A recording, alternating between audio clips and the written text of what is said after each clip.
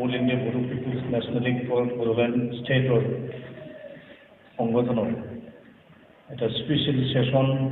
ইতিমধ্যে অনুষ্ঠিত হৈ গ'ল আৰু এই বিশেষ বৈঠকখনতে আমি এটা সিদ্ধান্ত গ্ৰহণ কৰিছোঁ। এই সিদ্ধান্ত হ'ল আজিৰ তাৰিখতে কোকৰাঝাৰ জিলাৰ ডিচি ডাঙৰীয়াৰ জৰিয়তে ভাৰতৰ প্ৰধানমন্ত্ৰী নৰেন্দ্ৰ মোদী ডাঙৰীয়া আৰু গৃহমন্ত্ৰী অমিত শ্বাহ ডাঙৰীয়ালৈ এখন ৰিমাইণ্ডাৰ পঠিয়াই ভাৰত চৰকাৰক আমি অনুৰোধ জনাব বিচাৰিছোঁ যে আমাৰ দীৰ্ঘম্যাদী খিলঞ্জীয়া বড়ো জনগোষ্ঠীৰ যে ন্যায্য ৰাজনৈতিক দাবী, যি দাবীটো সুকীয়া বড়ো ৰাজ্য সৃষ্টি কৰাৰ লগত সম্পৰ্ক আছে, এই এণ্টায়াৰ বড়োলেণ্ড ষ্টেটৰ কোৱেশ্যন বা ইছ্যুৰ ওপৰত অহা জানুৱাৰী মাহৰ ২৭ তাৰিখৰ ভিতৰতে ফ্ৰেছ পলিটিকেল ডায়লগ ষ্টাৰ্ট কৰিবলৈ কাৰণে আমি সজোৰে আমি আহ্বান জনাবৰ কাৰণে সিদ্ধান্ত গ্ৰহণ কৰিছোঁ। আৰু আজি চাৰিটা বজাৰ ভিতৰত আমি সাক্ষাৎ কৰি তেখেতৰ হাততে সেই অৰ্পণ কৰি আৰু তেখেতক প্ৰধানমন্ত্ৰী আৰু গৃহমন্ত্ৰী ডাঙৰীয়াই ৰিমাইণ্ডাৰখন পঠিওৱাৰ কাৰণে তেখেতক আমি অনুৰোধ জনাম। তেখেতে ৩:৩০ লগ পাম বুলি আমাক কথা দিছে। ২০০৩ চনত বিলটোৰ সৈতে ভাৰত চৰকাৰ আৰু অসম চৰকাৰৰ মাজত যি দ্বিতীয় বড়ো চুক্তি স্বাক্ষৰ হৈছিল আৰু সেই চুক্তি স্বাক্ষৰ চুক্তিময়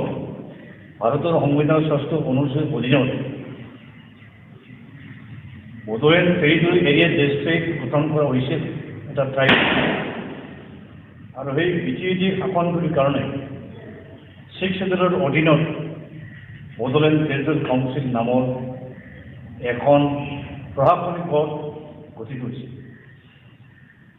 100% অট'নমি ডিগ্ৰী যদি পোৱা নাছিল, তথাপিও এৰাউণ্ড 60 বা 70% অট'নমি আমাক পৃথিৱীত দিয়া হৈছে। কিন্তু অতি দুৰ্ভাগ্যজনকভাৱে যোৱা 17টা বছৰৰ সময়ছোৱাত 3বাৰ BTC সাধাৰণ নিৰ্বাচন ইতিমধ্যে অনুষ্ঠিত হৈ গ'ল। বিভিন্ন জাতিগোষ্ঠীৰ মানুহবিলাকে মাজত সম্প্ৰীতিৰে বসবাস কৰিব পৰা হ'ল আৰু যথেষ্টখিনি উন্নতি হৈছে। 17 বছৰ পিছত এই BTCৰ বাউণ্ডাৰী মাটিকালি এৰিয়া আকৌ ৰিডিমাৰ্কেট কৰি কমাবৰ বাবে 2020 চনৰ 27 জানুৱাৰীত এফচু NDPৰ 4টা ফেকশ্যন আৰু UPPৰ মাজত আৰু ভাৰত চৰকাৰ অসম চৰকাৰ সমিতি যে নতুন চুক্তি স্বাক্ষৰ হৈছিল, এই চুক্তিখনেই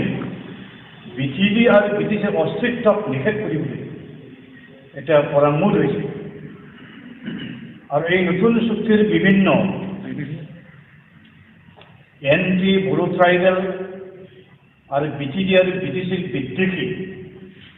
ৰাজনীতিক ষড়যন্ত্ৰমূলক মনোভাৱেৰে বৰ্তমান অসম চৰকাৰে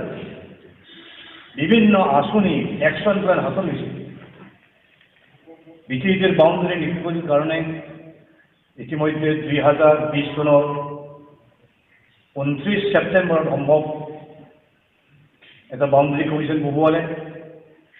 তাৰপিছত যোৱা 2021 চনত 4 জুন তাৰিখত আকৌ কৰিলে কি অসম চৰকাৰে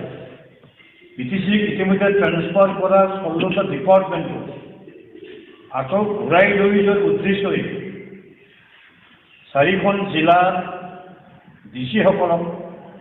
হাতত ক্ষমতা আকৌ অৰ্পণ কৰিলে। তাৰপিছত BTCক